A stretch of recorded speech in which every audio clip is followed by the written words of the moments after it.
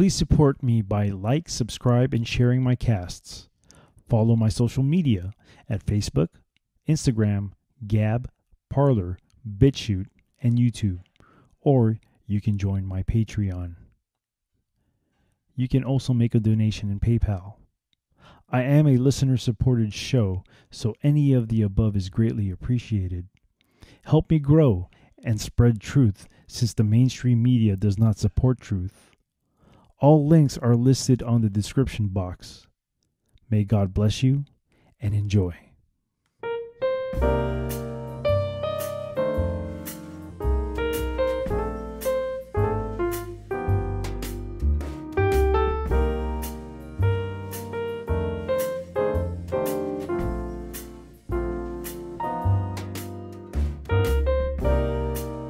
Welcome to the Speak Uneasy, a safe space where cancel culture does not exist, because we are in a different prohibition era.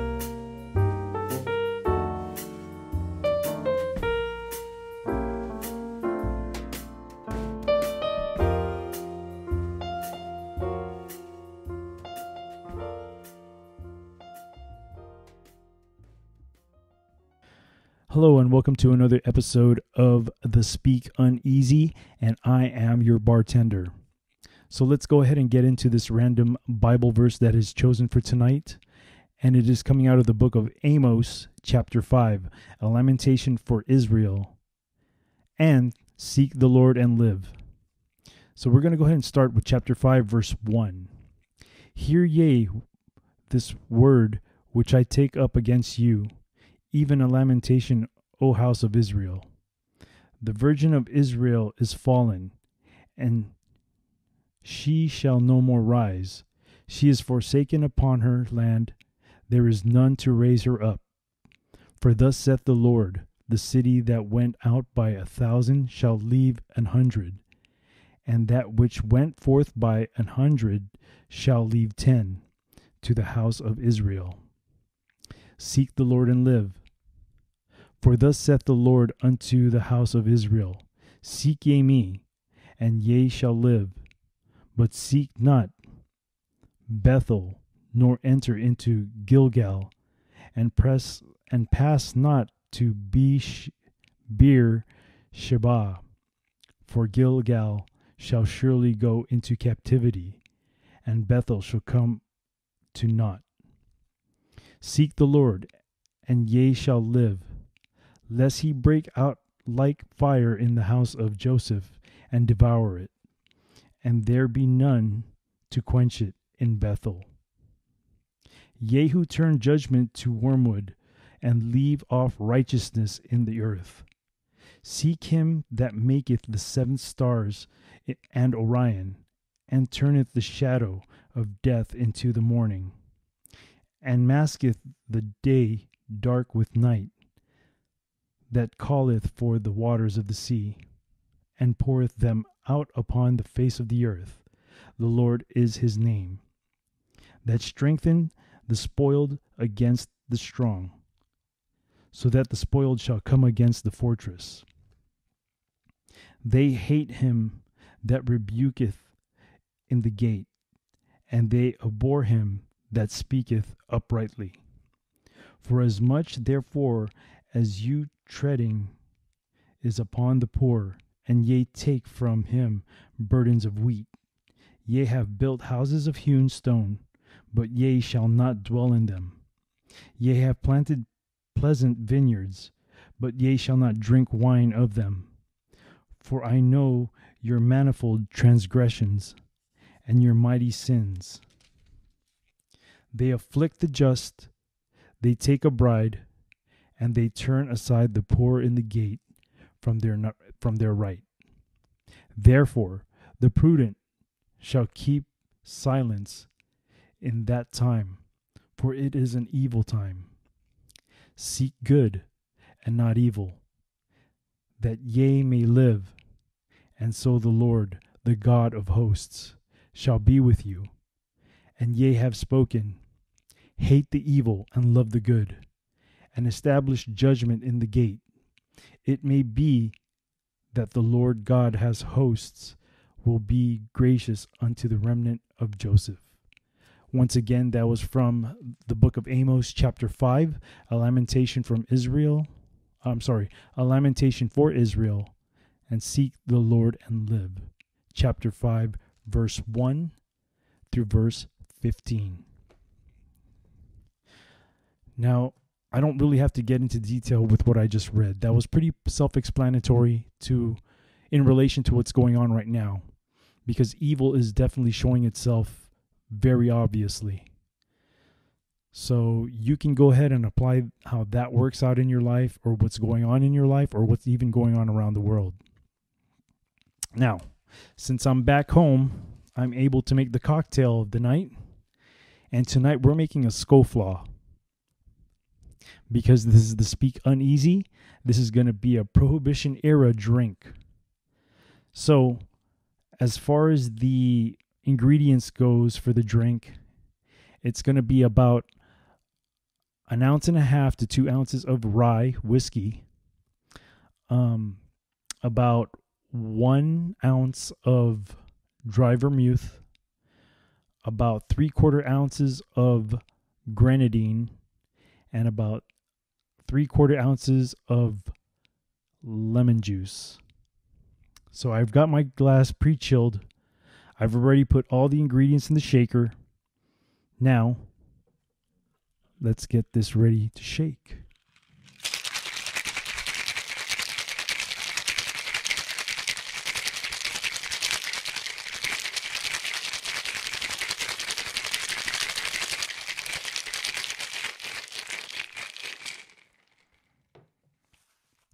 I'm going to go ahead and empty out the glass.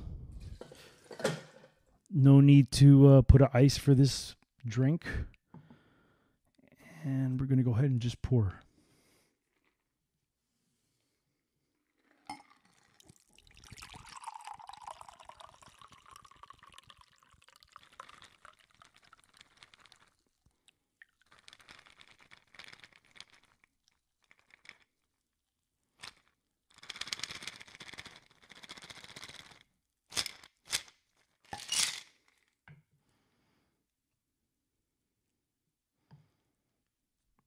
Now with this, I'm going to go ahead and get the peel of the lemon, express the oils on the glass, or in the glass.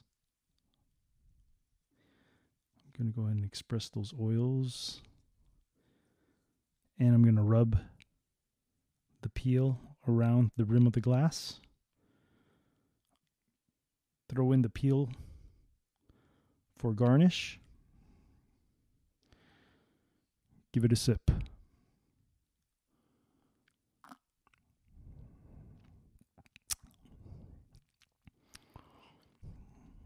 Wow. Okay, so I thought this was going to be, because of the vermouth, I thought it was going to be kind of strong with the kick, because vermouth has a strong kick to it. But I guess the grenadine toned it down and gave it a good balance of sweetness and tartness with the rye whiskey, because rye is very it's a very spicy note on the palate, but with everything here, it's a well balanced drink. I put a little extra on the rye because I really like whiskey. I'm not a rye fan, but I do like whiskey, and it seems to balance well. It's a well balanced drink. A little history on the drink. First off, the Scofflaw. There's a definition. Apparently, there's a definition for this word. It's a person who drinks illegally, because this drink was invented during the Prohibition era. So, the Scofflaw was born in Paris in the 1920s at Harry's Bar by the famous bartender Harry Craddock during the height of Prohibition. It was named after those who disregarded Prohibition's ban on drinking. And this drink is a classic cocktail in every sense of the word. Boldly, boozy, and not overly sweet. And it's exactly the description I gave it. It is cold. It was just a well-balanced drink. And there it is, the Scofflaw. Enjoy. Now today I'm going to talk about, I'm actually going to review a video that I've recently seen. And this is in connection with 9/11, the capture of Osama bin Laden, and also the situation in Benghazi. But before I get to that, I want to tell you people about this man who was on the video that I watched, whose name is Alan Harrow Parrott. Now, Alan Harrow Parrott was a professional falconer, and he used to train falcons for the leaders in the Middle East, and he also worked for Russia to find people who were illegally hunting falcons as well. He then joined the Safari Club, and what the Safari Club is, and I'm reading here according to Wikipedia, the Safari Club was a covert alliance of intelligence services formed in 1976 that ran clandestine operations around Africa at the time when the United States Congress had limited the power of the CIA after years of abuses and when Portugal was withdrawing from Africa. Its formal members were the pre-revolution Iran Pahlavi dynasty, Egypt, Saudi Arabia, Morocco, and France. The group maintained informal connections with the United States, South Africa, Rhodesia, and Israel. The group executed a successful military intervention in Zaire in response to an invasion from Angola. It also provided arms to Somalia in its 1977 through 1978 conflict with Ethiopia.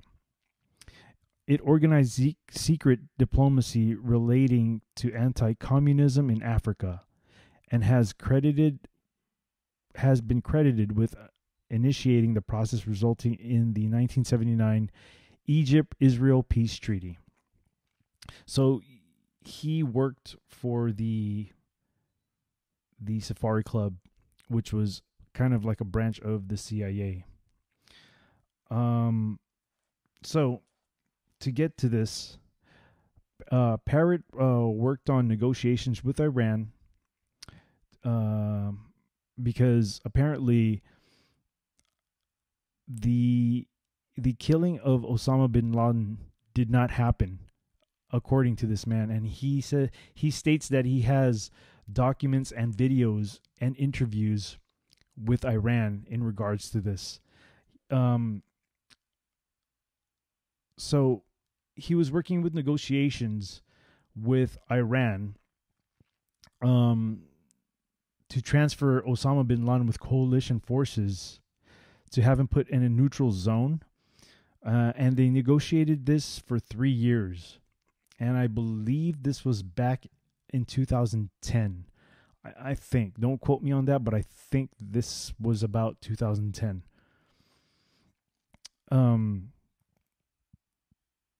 So they negotiated this thing to have Osama go to a neutral area, which would eventually be the compound in Afghanistan. And Leon Panetta, John Brennan, Hillary Clinton, Joe Biden, these people were involved in this. They knew that he was alive. Oh, and also Obama, 44 knew about this too. And this is a whole cluster. So they transferred Iran. Let me start by saying this. So our government knew Osama bin Laden was alive. And before the raid at the compound in Afghanistan, when the troops went to Tora Bora, they were very close to finding Osama bin Laden in the mountains. But apparently, John Brennan ordered the military not to continue with that mission when they were so close to getting him. So years pass, and Iran gets Osama bin Laden in custody, and transfers him over to Iran in their custody. Well, Iran then turns to the U.S. government and says, "Hey, we have Osama bin Laden in custody, and if you don't want people to know the truth about him being alive, you must pay an X amount of dollars to us." So it was pretty much the U.S. government being extorted by Iran. So these people in the U.S. government, and I'm talking about Brennan, Panetta, Clinton, Biden, 44, these people were all involved in this. So hence the payment of I don't even know what the amount was, but it was in the billion. It was $152 billion in pallet cash that was sent to Iran in a tarmac on pallets. I don't know if a lot of you people remember that. I remember that. And there was a bunch of cash sent by our U.S. government. That was our taxpayer money. And it was sent to Iran on a tarmac given to them. And that was the extortion money which made Iran transfer Osama bin Laden to the compound in Afghanistan. So Iran transferred Osama bin Laden to the compound, and Osama bin Laden stays in that compound with his wife and some other people in his group. And SEAL Team 6 is supposed to be picking up Osama bin Laden after the U.S. government paid for his transfer and to get him in custody. Well, Iran does a double doozy on him and at the last minute gets Osama bin Laden out of the compound last minute. And right before that happens, right after he was taken from Iran again he was taken into custody by Iran once again, SEAL Team 6 lands on the compound and they supposedly kill Osama bin Laden. Now, while this is happening, I guess Osama bin Laden's wife runs out and says, "Don't kill him. He's Osama's double." They kill him anyway, and they take the body, and SEAL Team 6 goes and takes the body with them. So while this is happening, the radar system for Afghanistan, is it Afghanistan? The radar system for Afghanistan is not in operation conveniently for SEAL Team to make their approach into the compound. And all of a sudden, as soon as they get to the compound, the radar system goes back up.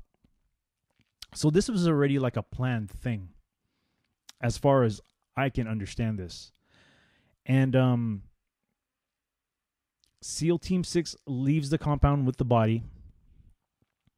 And as they're leaving, they found out that this body was not Osama bin Laden.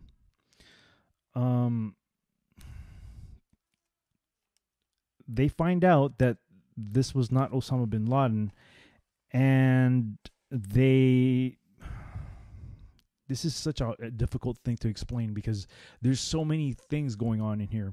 So please bear with me. I'm trying to explain this the best I can. this was mind-blowing. I mean, this whole thing was mind-blowing when I've heard of it. When I first heard of it, which was last night. Hence me making the, making commentary about what I've heard. So, SEAL Team 6, they dumped the body off the Hindu Kush Mountains, and that was according to Cy Hirsch in his book. I don't know what book he wrote, but I guess he wrote about the raid in the compound at Afghanistan on Osama bin Laden.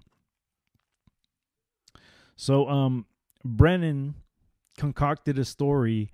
I mean, okay, let me rewind this. So, I guess SEAL Team 6 leaves, and Brennan, he made up this story about a Muslim burial. Mind you, I'm doing air quotes on the Muslim burial at sea. He made this up because they knew that they did not get the body. They didn't have the body. So Brennan immediately, he concocted a story about this whole burial at sea, which I remember this, and I remember hearing this in the news, and I already knew that it was BS as soon as I heard about it. So they dump what supposedly was Osama bin Laden's body off of the ship and give him a Muslim burial, which I thought was BS. So as soon, I don't know what happens. And I will play this interview after my commentary, so then you guys can, you get a better perspective about what I'm trying to talk about, because I suck at articulation when it comes to pushing out like big things. There's just so many things turning in my head, and it's hard for me to believe. I mean, I could believe this because I'm open-minded to it, but it's in disbelief because I can't believe that. I can't believe we are pretty much human chess pieces on this earth by these people. And to the degree of humanity, whatever humanity they even have, I'm dumbfounded. I can't believe all this, especially with the bloodshed of a lot of soldiers. But anyways, back to what I'm trying to explain. So, I guess in the midst of all this, there were missing missiles. There were missing missiles with the CIA, and the day that the SEAL team, the SEAL teams, gosh, I can't. It's hard for me to explain this. Okay, so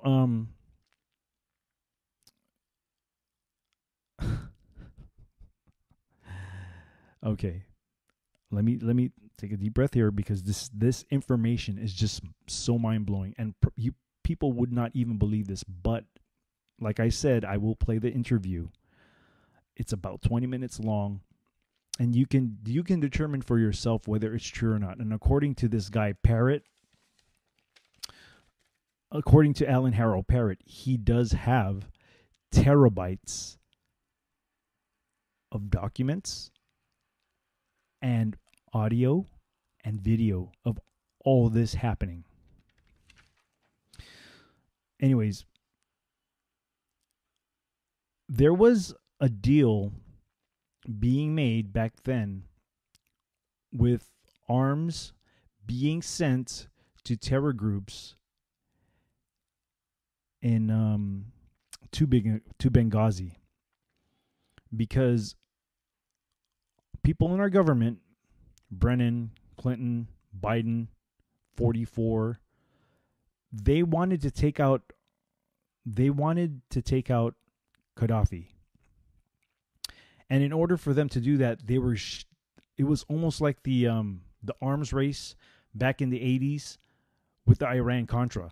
So what these people in our government did was give weapons to little terror groups in order for them to take out Gaddafi. So one of these weapons, which was a missile, It was a tracer missile. Struck the helicopter that held the SEAL Team 6, which supposedly extracted or took out bin Laden. So that missile struck them and killed them. And I guess during all this happening, there were some of the missiles found, and on the missiles had the serial numbers belonging to the CIA.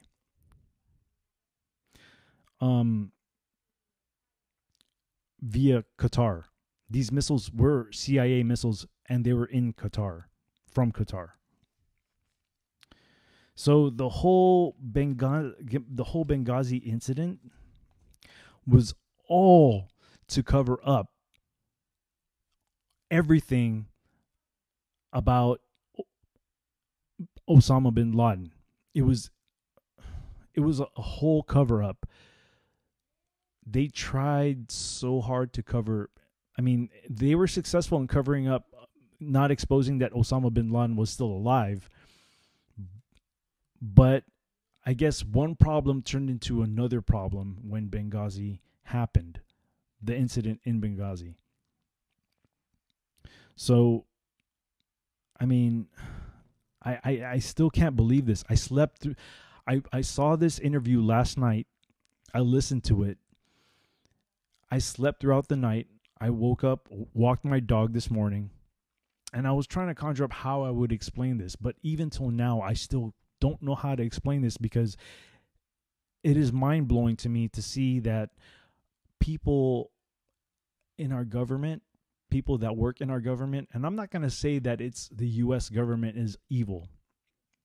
It's people who work in the U.S. government that are evil. So Obama pays Iran this extortion money, and Joe Biden, he's the one who gave the orders to have the SEAL Team 6 killed. So in essence, it was Joe Biden who paid in blood, SEAL Team 6's blood, and it was 44 who paid in our taxpayer money. And I'm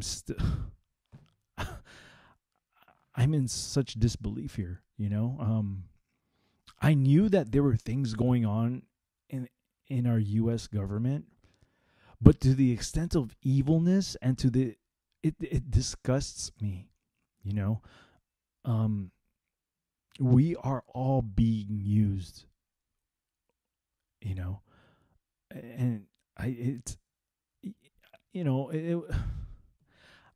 yeah, I mean, I still think to this point, ever since I woke up, to everything that's going on in the world, I would say, yeah, the government doesn't care about us or whatever, but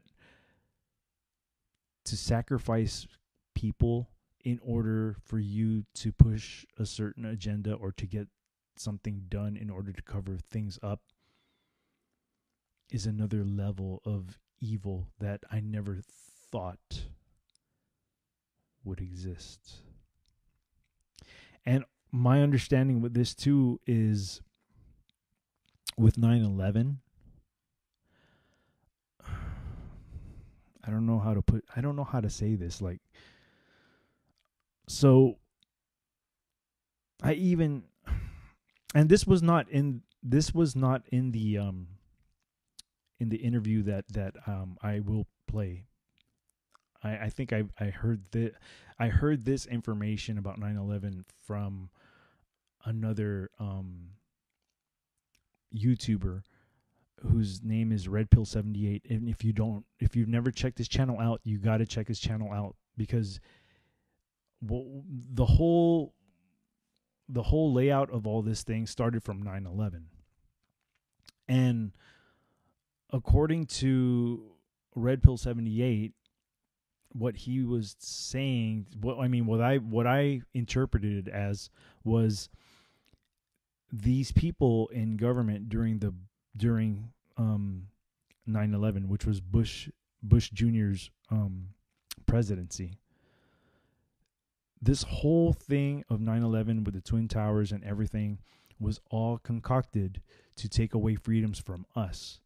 So how our freedoms are being taken away now was supposed to happen back then, but it got delayed for some reason. And I think because of all these things happening, where we were being lied to about Osama bin Laden and all Benghazi and all these things were helping delay the process.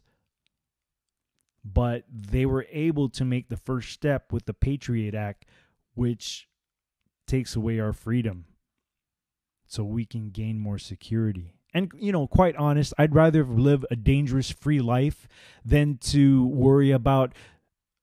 have less freedom with security. How do you live life with less freedom? You can't live life with less freedom. There is a reason why there was a Revolutionary War. And that reason was for us to gain more freedom, to be a free society here in the United States. And there is a lot of bloodshed for that. Just for that belief in itself. Freedom. All those people who died believed in freedom and they died for it. So I would rather I would rather live a dangerous life with with more freedom. Excuse me. My mind is in just different directions right now. So I'd rather live a dangerous life with more freedom than to live a safe life with less freedom. Because there is no way you can be happy with a life like that. There's just no way.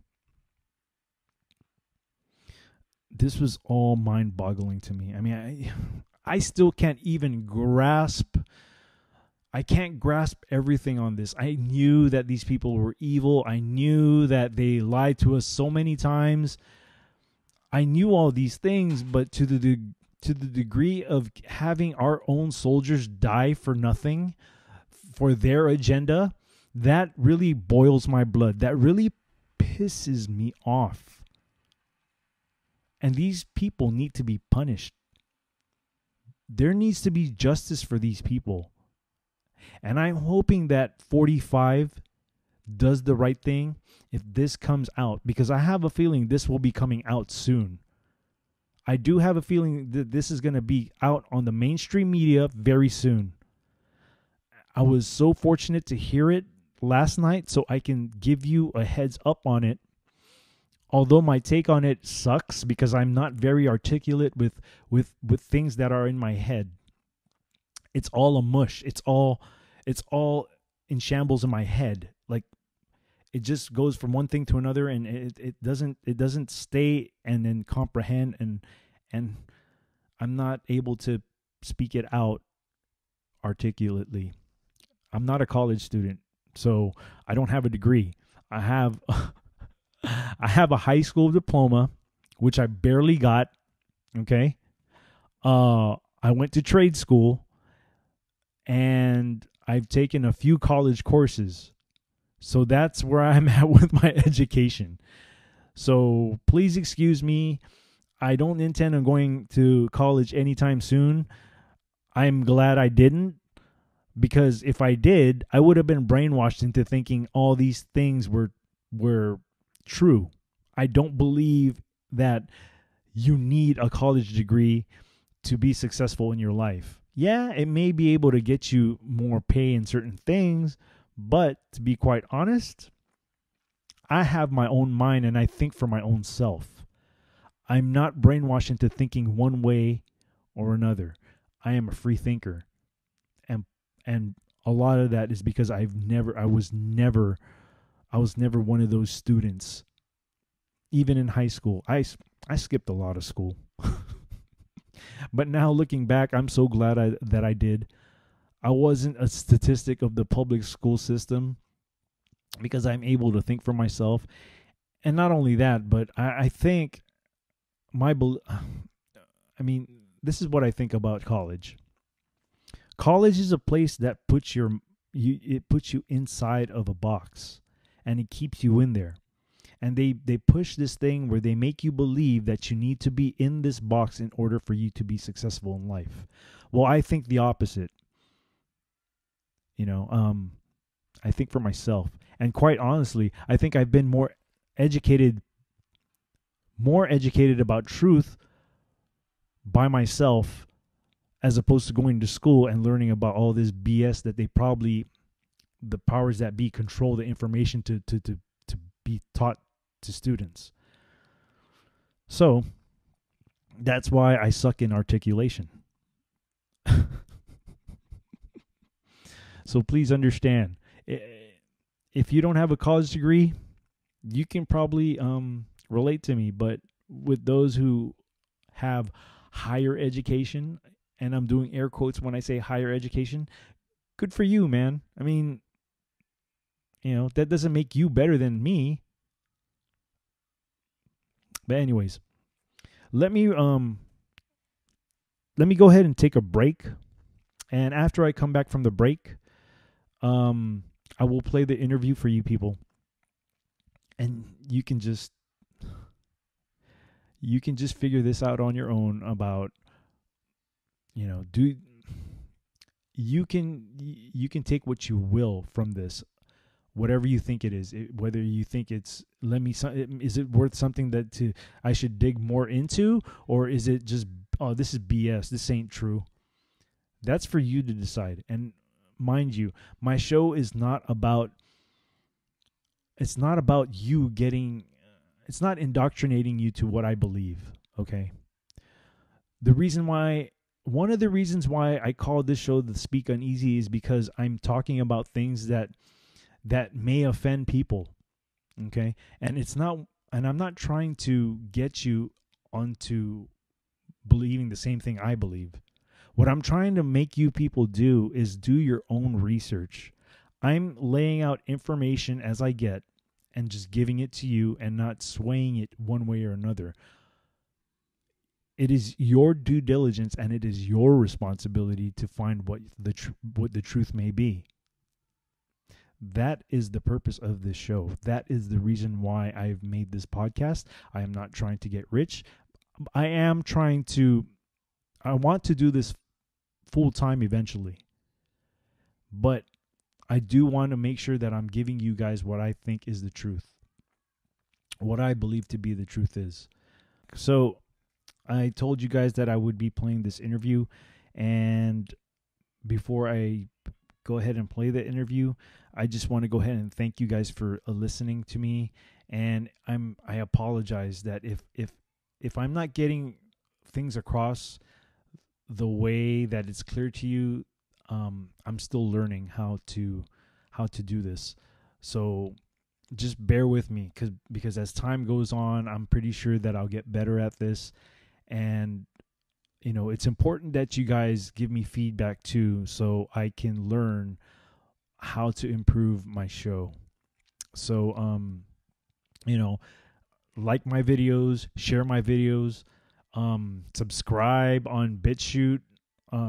Just throw the videos out there and get on my social media. I'm on Parler, I'm on Facebook, I'm on Gab, I'm on Instagram.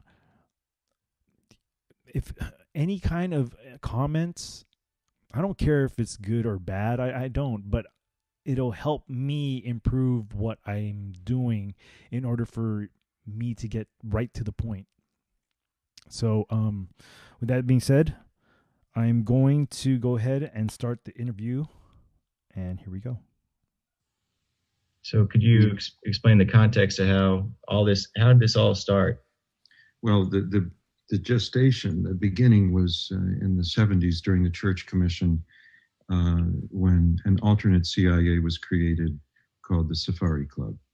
And the Safari Club was financed by overseas allies. It was outsourced to foreign banks. I have 2 banks and bank accounts that were used by the Safari Club and the individuals with checks paid out by them. Osama bin Laden was one of the recipients of funding from this alternate CIA that was subverting the oversight control of the successor to the Church Commission, and that is the Senate Intelligence Committee. 1 week before bin Laden was killed, I was called down to the Senate Intelligence Committee to give statements and evidence. And I have quite a few tape recordings and of senior members who were aware of bin Laden's house arrest in Iran for 10 years following Tora Bora. This was arranged by John Brennan.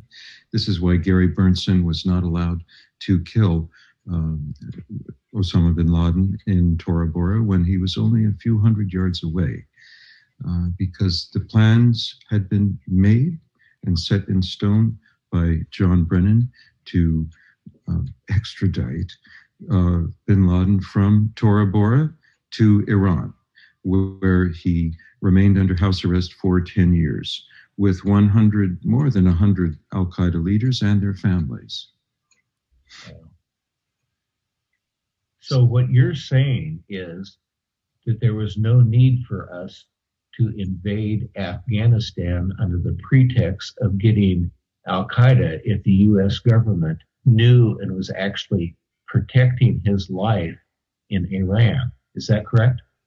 Well, I have to say it was rogue elements of the U.S. government controlled by John Brennan, Richard Clark,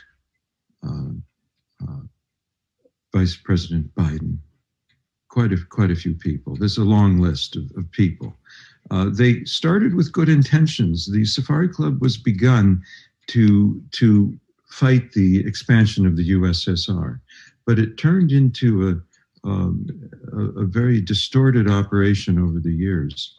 And Osama bin Laden was the figurehead manifestation of this alternate CIA. And so they had to protect him in their bad judgment. And you see, one lie leads to another. Our parents always taught us this.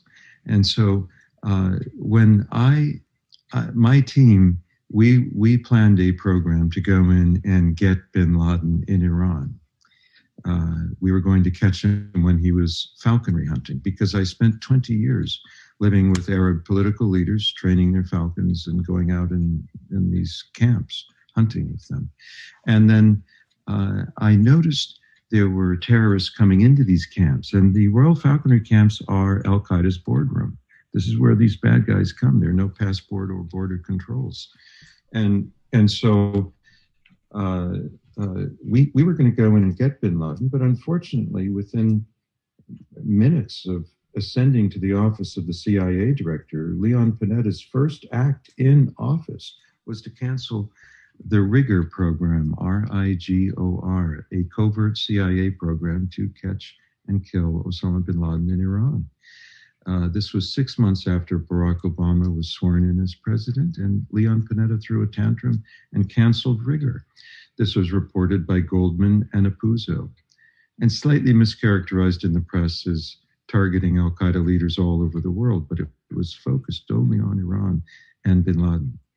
And so when we were first ignored and then obstructed and then threatened by 8 CIA officials and warned off going into Iran to get bin Laden, we had passports, visas, everything was ready. The Revolutionary Guards were going to be our bodyguards while we were out doing bona fide scientific research as a cover for catching bin Laden alive for delivery to a tri-state area. When we were shut down by Leon Panetta and others, I began negotiating directly with Iran 6 scenario analyses for the transfer of bin Laden alive and well to coalition forces, and to have him put in a neutral zone. And Iran is on tape agreeing to this. It was all done. It took 3 years to develop this. I had meetings in the Iranian mission at the United Nations. Ambassador Mohammed Kazai organized everything. Bakhsarai was the handler. There were several handlers. Everything was ready. And then I went to Governor Bill Richardson, New Mexico Governor Bill Richardson, on December 2nd and 3rd of 2010. He agreed to be the U.S. envoy to receive bin Laden for a transfer to coalition custody. And it turned out that bin Laden had already been moved to Abbottabad, Pakistan in August of 2010. And so... Why was he transferred there? He was transferred there because in the 6 scenario analyses that I discussed with Iran, by harboring Osama bin Laden and 100 al-Qaeda leaders, this represents an act of war against the United States. Their nuclear facilities could be bombed and their economy obliterated. So the time moves backwards instead of forwards. And the Iranians didn't want to risk exposing their complicity with John Brennan and others to harbor. You see, John Brennan and Clinton and Biden outsourced the imprisonment of al-Qaeda leaders to Iran. We think of outsourcing as being a commercial activity. They outsourced our military responsibilities to an untrustworthy adversary, Iran. And they did that to save Iran from retaliation for harboring terrorists. And so Iran had no choice in their estimation but to accept the offer of Clinton in lieu of over my offer, which was transferred to a neutral zone, because that would have endangered their economy and their nuclear program. So Clinton, forgive me, I want to ask you about this. So Clinton actually knew about this, right? She knew that they were willing to just hand him over to us. Tapes, registered letters, everything to Clinton. So she knew that they were ready, Iran was ready to give us bin Laden with no real struggle. And absolutely. She decided to have him move to Pakistan for a trophy kill. They moved him to Abbottabad in August of 2010. And that's our first overhead viewings of bin Laden walking in the garden. Everybody said he was crippled, but he walked down 3 flights of stairs to walk in a garden to advertise his presence, okay? It was an advertisement. Then the gas line was put on the 3rd floor of the Abbottabad complex in August because his wives had to stay sequestered away from the other men. They had to cook in private without the purdah, veil. And other things. One of bin Laden's sons said his father was strangely resigned to dying in Abbottabad. So he was held there in a gilded cage, awaiting his trophy kill. He was moved from Mashhad, Iran, into Abbottabad airport, and then moved to this prison complex, the Abbottabad compound. It was not there to protect him. It was there to keep him there, awaiting his appointment with destiny. But the Iranians turned it into a fateful result because they pulled bin Laden out at the last minute, at the 11th hour, after an Iranian agent, a double agent, a Pakistan ISI officer who worked for Iran covertly, provided the DNA evidence to the CIA station chief. Finally, they were convinced it was bin Laden in Abbottabad, and they sent in SEAL Team 6. And Musharraf said he didn't know about the SEAL Team 6 coming in, but they had to let down the radar long enough for the helicopters to come in. And they only told Obama about the SEAL Team 6 kill mission after the radar was put back up and SEAL Team 6 could not go back into Afghanistan. It was then a one-way trip that could not be canceled. You see, we have a witness who witnessed Hillary and Panetta threatening Obama that if he didn't greenlight the bin Laden kill mission, they would expose him in the press and he would never survive politically. And he actually was reluctant to authorize the kill mission. That's why they pulled him off the golf course only after the mission could not be canceled. And so the agent provocateurs, the engineers of all of this were John Brennan, Hillary Clinton, Joe Biden. And when they went in there, trusting the Iranians had Bin Laden there waiting for them, SEAL Team 6, your son. He was retired at that time. Actually. Yes, but the SEAL Team 6, they killed Osama bin Laden's double. How do we know that? One of the wives went running towards them before he shot him and said, "Don't shoot, he's a double." I don't know the language she used. And then if you read Cy Hirsch's book, he explains that they threw the body parts over the Hindu Kush mountains. They didn't even save them like they saved the sons of Saddam Hussein in a refrigerated tent, well preserved and with makeup, just to prove that the wicked witch was dead. They saved the sons of Saddam Hussein, but they did not save the corpse of Osama bin Laden because it was his double, and it could not handle the scrutiny of DNA testing on the ship. Okay, so the SEAL team, they knew that it was thrown out of the helicopter. They learned that it was not bin Laden, and so they threw the body parts over the Hindu Kush mountains. And John Brennan said that the people on the ship were told to keep quiet about the burial at sea, but they all say that they never were told to keep quiet because there was no burial at sea. John Brennan took the lead and made the fake media announcements. He lied to the press when he explained this Muslim burial at sea. It's actually haram. It's forbidden to bury a Muslim at sea unless the body's going to endanger the lives of the crew with disease risk. You know, you can't, because you see in the ocean, the feet, it'll rotate around and the feet will face Mecca. It's haram. You must bury on land with the face facing Mecca.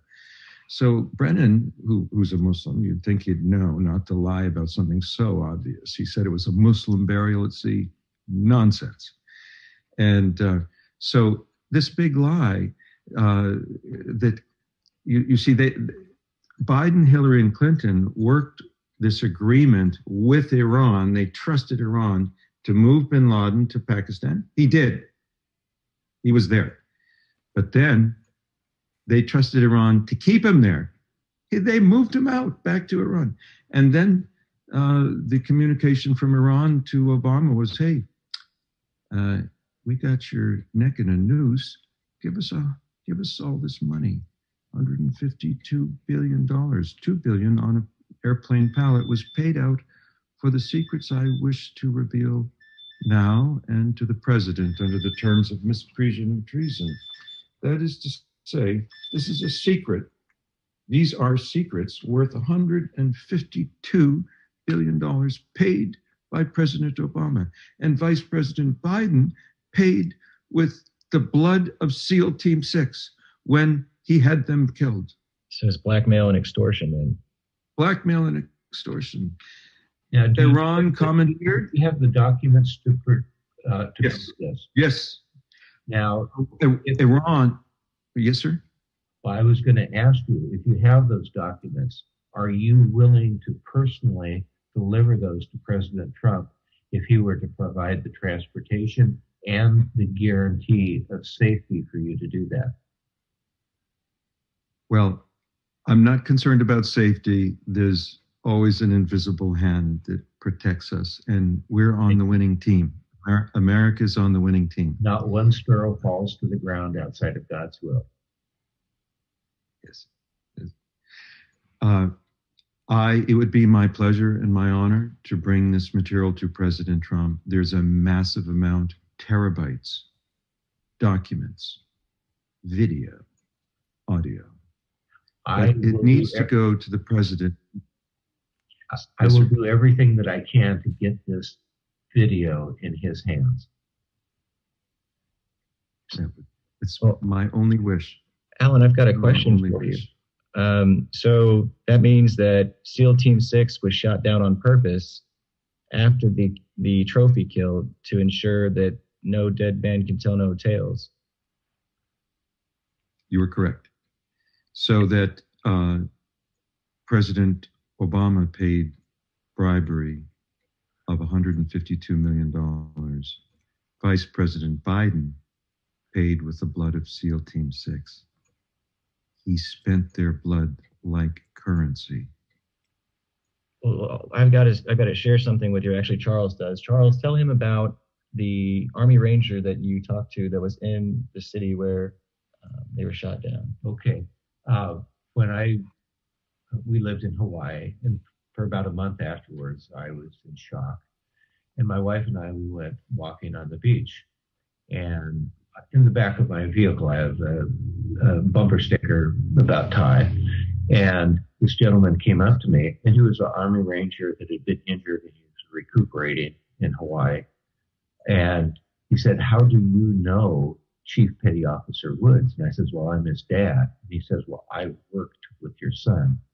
And we became very close. It was part of my healing process, actually, getting to know him. He started coming to our church. His girlfriend started surfing with my daughters, and they ended up getting married.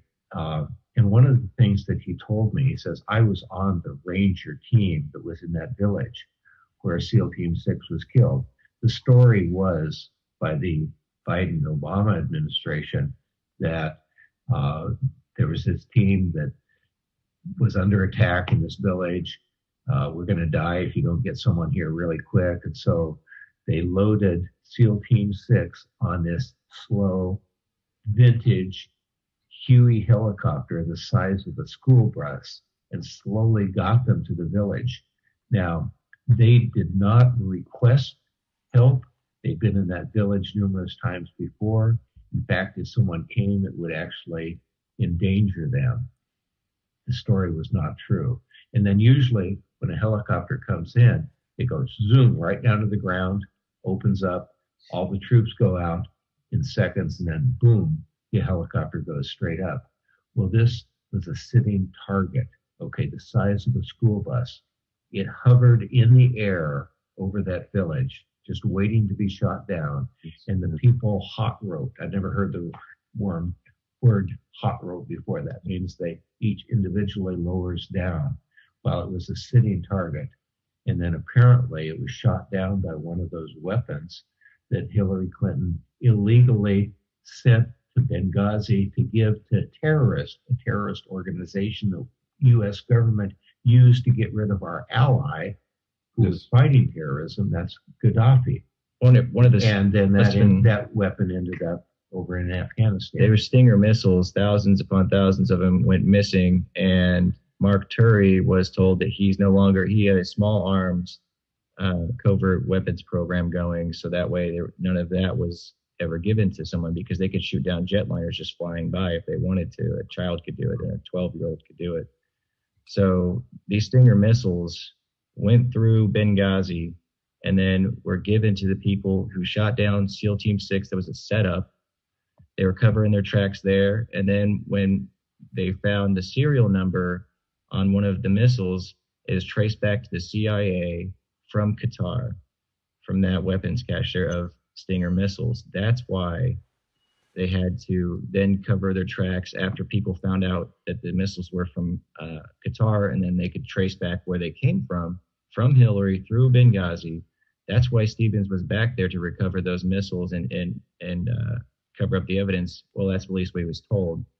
I assume that part of the plan for her was to eliminate everyone there at the Benghazi compound as well. It's just so wicked. It's hard. It's just so unimaginably evil what these people do. Dead men don't talk.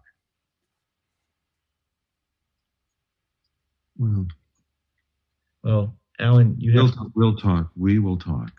You have some good news coming up here in the next week and a half. Yes, sir. It's going to be released, audio tapes, documents.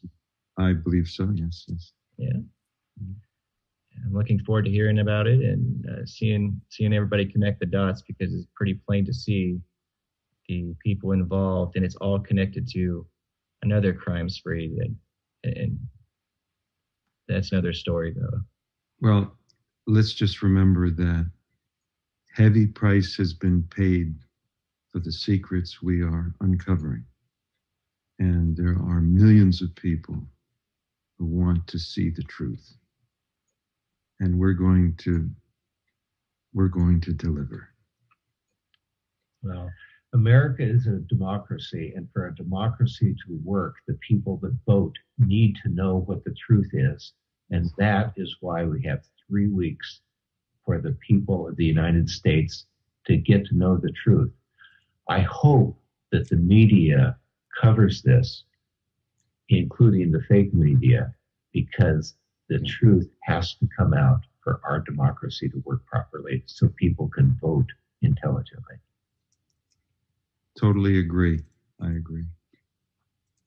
All right, Alan, we appreciate your time today. I'm sure this is just the beginning, and we look forward to hearing and seeing what you're going to show to everyone in the future. It's the beginning, but it's also the beginning of the end for the bad guys. Anyway, It comes out. speak to you soon. Yes, yes, sir. Have a good day, Alan. Pleasure to meet you. Yes, yes. Lord bless. Bye-bye.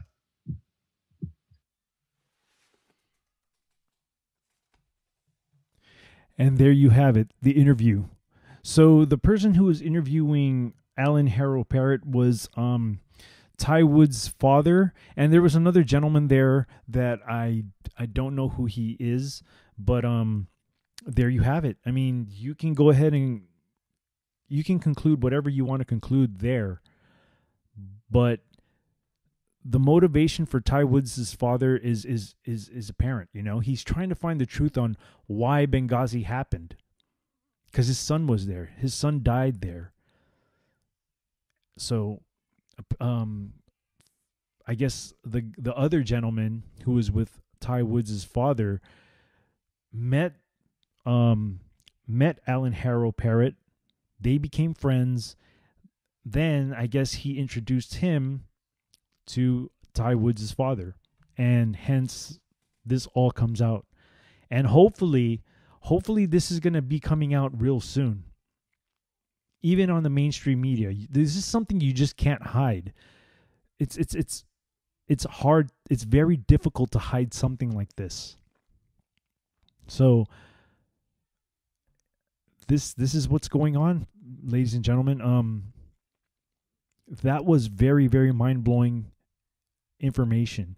I mean, even listening to that interview for the 4th time, I still get the chills and goosebumps of what I'm hearing, because it's unbelievable. To an extent, it is believable because we are dealing with very, very evil people, especially Hillary. That person is very evil. I don't even think she's human. But, you know, that's another topic of conversation, which I will get into other topics. I will get into other topics concerning spirituality as well. I was going to do a show on transhumanism today, but after finding this out, this needed to get out to everybody out there, so then they can do their own research and wait for this information to come out in the mainstream media. And I'm so happy to have shared this information with you people. So that interview was very, very, very powerful. And I'm hoping that these people will find justice. I'm hoping that these people who were involved in all these nonsensical, selfish killing, I hope that they would get that they would deserve. And if it doesn't happen in this life, believe me, the Lord will take care of it.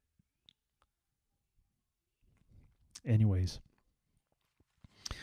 since the 25th article of the Bill of Rights is a hot topic right now, because Crazy Nancy is putting it out there that they're trying to impeach the president, I decided that I'm going to read the 25th article of the Bill of Rights. In Section 1, the case of the removal of the president from office or of his death or resignation, the vice president shall become president.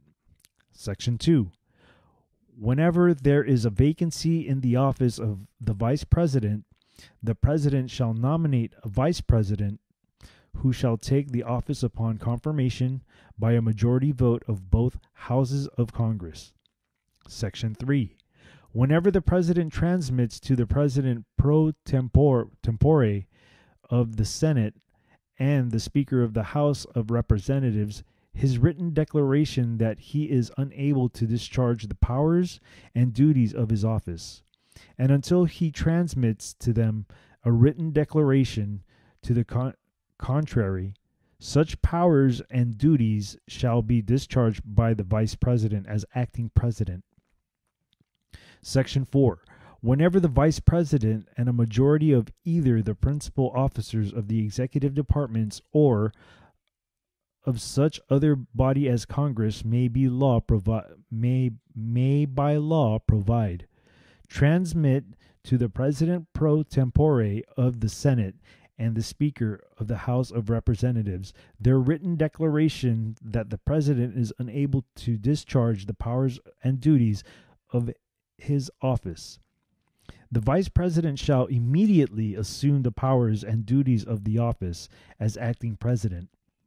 Thereafter, when the President transmits the President pro tempore of the Senate and the Speaker of the House of Representatives his written declaration that no inability exists, he shall resume the powers and duties of his office unless the Vice President and a majority of either the principal officers of the executive department or of such other body as Congress may by law provide, transmit within 4 days to the President pro tempore of the Senate and the Speaker of the House of Representatives their written declaration that the President is unable to discharge the powers and duties of his office.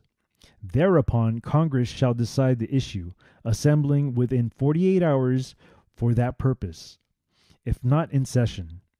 If the Congress, within 21 days after receipt of the later written declaration, or if Congress is not in session within 21 days after Congress is required to assemble, determines by 2/3 vote of both houses that the President is unable to discharge the powers and duties of his office, the Vice President shall continue to discharge the same as acting President.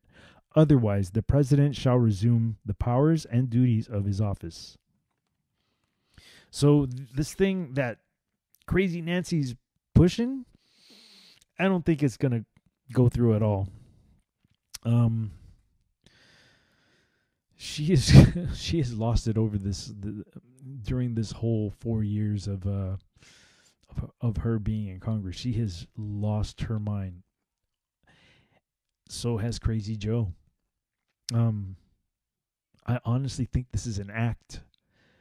They're acting this way. I think this is just my opinion. I'm not a medical professional or anything, but who's to say that these people are faking it so that they won't get prosecuted for all the crimes they have committed? Because the way it looks like, this is straight up treason. And the punishment for treason is death. So they could be faking all this. I mean, this is just my opinion. They're faking it because they don't want to be put to death. They want to get away with the crimes they've committed. They're setting up the stage for trying to plead insanity because they're not in the right mind. So, that's the show for today, people.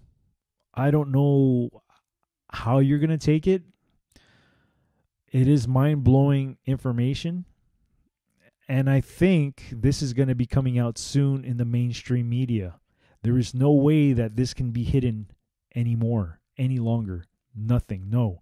It's going to come out. And I'm so glad that I was able to provide the interview for you people. The interview is out there. If you go to this website, it is called peersocial.tv/Benghazi, Benghazi-bombshell exclusive /. So go ahead and check that interview out if you want to see the video on it. But I'm happy to provide that information to you people, and I'm so glad that I played it for you. And do your research. Do your research. It is important that you do your own research. Whatever the news is telling you, we can't believe anymore. Whatever you're learning in school, we can't believe anymore. We need to find the truth ourselves, because of the powers that be control the information. They mostly give us information to manipulate the way we think. So in order for you to not be a mind slave to that, is you need to go out and do your own research. Find the truth, because we cannot rely on the mainstream media and these schools, academia. We can't rely on it. We can't rely on it anymore. We just can't. We need to find the truth.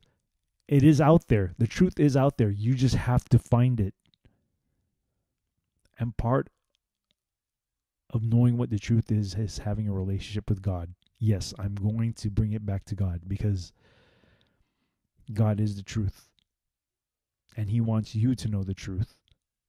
And part of that truth is Him. So with that being said, The bar is now closed.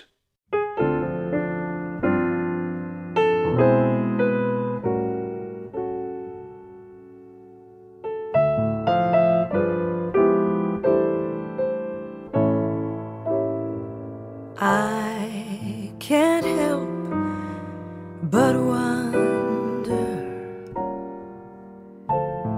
if I'm under a spell. It's more than a passing notion. I've never fallen with such devotion. I can't help but wonder if it's only a dream. Am I naive, or can I believe that things are really as they seem? Can anyone explain how to understand what's true? I know I just can't tame it. Whenever I'm with you, I can't help but wonder if you wonder about me.